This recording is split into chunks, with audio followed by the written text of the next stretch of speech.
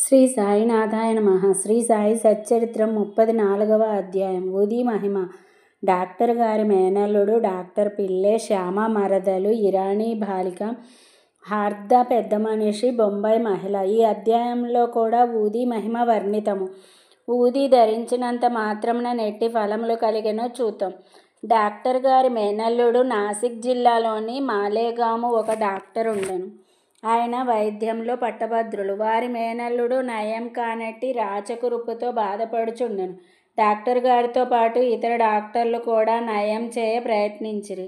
Operation చేసిరి, కానీ ఏమాత్రం మేలు జరగలేదు. కుర్రవాడు మిగుల బాధపడుచుండెను. బంధువులు, స్నేహితులు, తల్లిదండ్రులను దైవ సహాయం కోరుమనిరి. షిరిడి సాయిబాబాను చూడుమనిరి. వారి దృష్టిచే అనేక కఠిన రోగములు నయ్యమయ్యేనని బోధించిరి. తల్లిదండ్రులు షిరిడీకి వచ్చిరి. బాబా పాదములకు సాష్టాంగ నమస్కారం చేసి కుర్రవాణిని బాబా ముందుంచిరి. తమ బిడ్డను కాపాడమని అధిక వినయం గౌరవములతో వేడుకొనిరి. దయార్థ హృదయుడగు బాబా వారిని ఓదార్చి ఇట్లనెను: ఎవరైతే ఈ మసీదుకు వచ్చెదరో వారెన్నడూ ఈ జన్మలో ఏ వ్యాధి చేతనూ బాధపడరు. కనుక హాయిగా నుండుడు. కురుపుపై ఊదిని పూయుడు. 1 వారం రోజులలో నయమగును. దేవుని యందు నమ్మకం ఉంచుడు. ఇది మసీదు కాదు, ఇది ద్వారావతి. ఎవరైతే ఇందు కాలు మోపెదరో వారు ఆరోగ్యమును ఆనందమును పొందెదరు. వారి కష్టములు గట్టెక్కును. వారు కుర్రవాణిని బాబా ముందు కూర్చుండబెట్టిరి. బాబా ఆ కురుపు మీద తన చేతిని త్రిప్పెను. ప్రేమాస్పదమైన చూపులను ప్రసరింపజేసెను. రోగి సంతుష్టి చెందెను. ఊది రాయగా కురుపు నెమ్మదించెను. కొద్ది రోజుల పిమ్మట పూర్తిగా మానిపోయెను. తల్లిదండ్రులు కుర్రవాణితో కూడా బాబాకు కృతజ్ఞతలు తెలిపి షిరిడీ విడిచిరి. బాబా ఊది ప్రసాదం వల్లను వారి దయాదృష్టి వల్లను రాచకురుపు మానిపోయినందులకు వారు మిగుల సంతసించిరి. ఈ సంగతి విని కుర్రవాణి మాయయగు డాక్టర్ ఆశ్చర్యపడి బొంబాయి పోచు మార్గమున బాబాను చూడగోరెను. కానీ మాలేగాంలోనూ మన్మాడులోనూ ఎవరో బాబాకు వ్యతిరేకంగా చెప్పి అతని మనస్సును విరిచిరి. కావున అతడు షిరిడీకి పోవటం మానుకొని తిన్నగా బొంబాయి చేరెను. తనకు మిగిలియున్న సెలవులు అలీబాగులో గడపవలెననుకొనెను. బొంబాయిలో 3 రాత్రులు వరుసగా నొక కంఠధ్వని ఇంకనూ నన్ను నమ్మవా అని వినిపించెను. వెంటనే డాక్టర్ తన మనస్సును మార్చుకొని షిరిడీకి పోవ నిశ్చయించుకొనెను. అతడు బొంబాయిలో నొక రోగికి అంటుజ్వరమునకు చికిత్స చేయుచుండెను. రోగికి నయం కాకుండెను. కనుక షిరిడీ ప్రయాణం వాయిదా పడుననుకొనెను.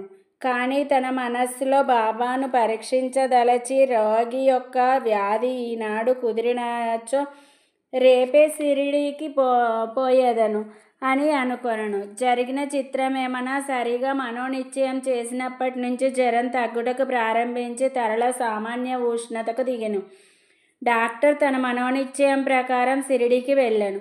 బాబా దర్శనం చేసి వారి పాదములకు సాష్టాంగ నమస్కారం ఓనర్చెను. బాబా అతనికి గొప్ప అనుభవం కలగజేయుటచే అతడు బాబా భక్తుడయ్యెను. అక్కడ 4 రోజులుండి బాబా ఊదితోనూ ఆశీర్వచనములతోనూ ఇంటికి వచ్చెను. 1 పక్షం రోజులలో అతనిని బీజాపూరుకు హెచ్చు జీతముపై బదిలీ చేసిరి. అతని మేనల్లుని రోగము ఆ డాక్టర్కి బాబా దర్శనమునకు తోడ్పడెను. అప్పటి నుంచి అతనికి బాబా యందు భక్తి కుదిరెను. డాక్టర్ పిల్లె అను అతడు బాబాకు ప్రియభక్తుడు. అతని ముందు బాబాకు మిగుల ప్రేమ. బాబా అతనిని బాపు అని పిలుచువారు.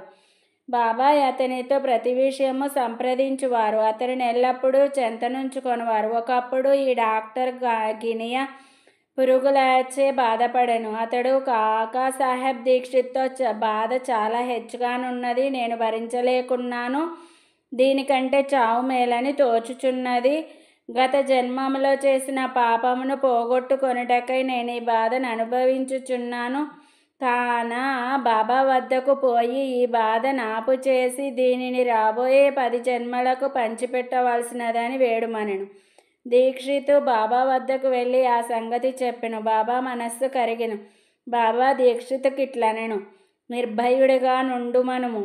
అతడేలా 10 జన్మల వరకు బాధపడవలను? 10 రోజులలో గత జన్మ పాపమును హరింపజేయగలను. నేనిక్కడుండి ఇహపర సౌఖ్యములు ఇచ్చుటకు సిద్ధముగా నుండా అతడేలా చావును కోరవలెను? అతని నెవరి వీపుపైనైనా తీసుకొని రండి, అతని బాధను శాశ్వతంగా నిర్మూలించదను. ఆ స్థితిలో డాక్టర్ను తెచ్చి బాబా కుడివైపున ఫకీర్ బాబా ఎప్పుడూ కూర్చుండు చోట కూర్చుండబెట్టిరి.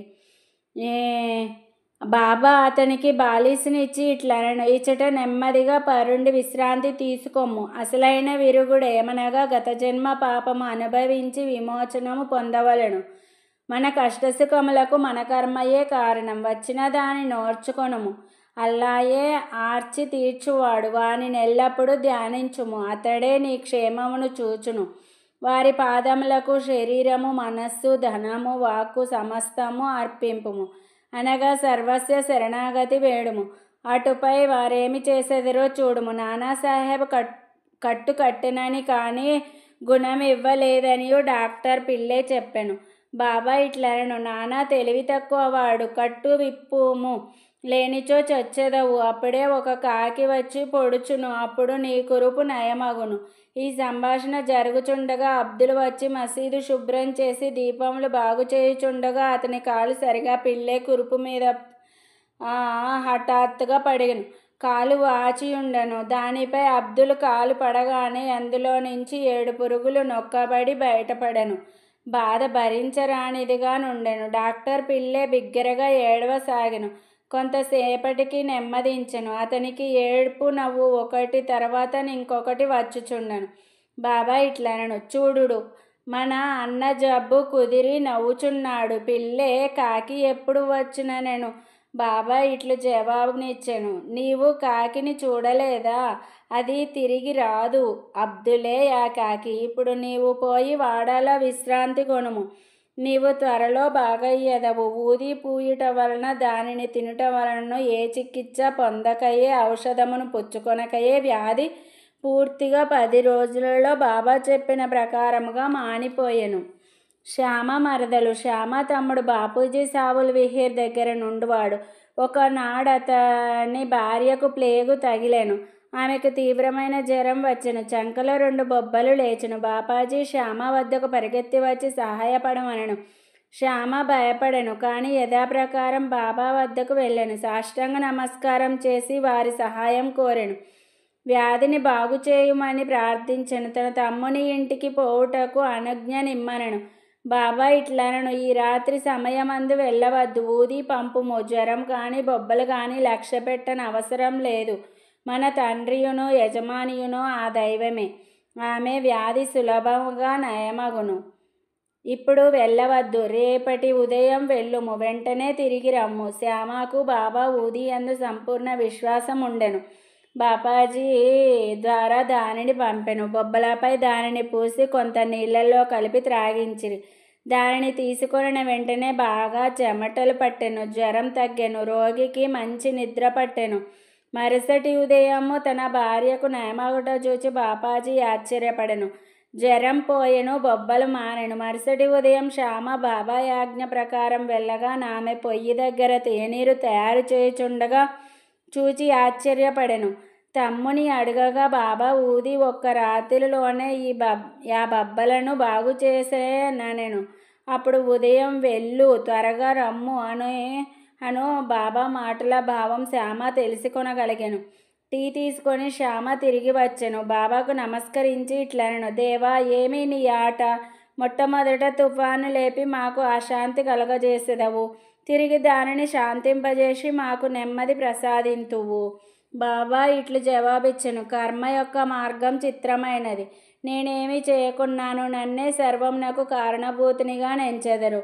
అది అదృష్టమును బట్టి వచ్చును. నేను సాక్షిభూతుడను మాత్రమే. చేయువాడును ప్రేరేపించువాడు దేవుడే. వారు మిక్కిలి దయార్థ హృదయులు. నేను భగవంతుడను కాను, ప్రభువును కాను. నేను వారి నమ్మకమైన బంటును. వారిని ఎల్లప్పుడూ జ్ఞాపకం చేయుచుందును.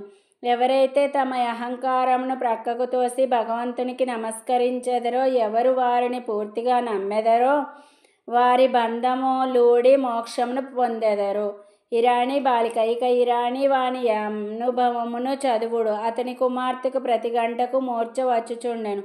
మూర్ఛ రాగానే ఆమె మాటలాడలేకుండెను. కాళ్ళు చేతులు ముడుచుకొని స్పృహ తప్పి పడిపోవుచుండెను.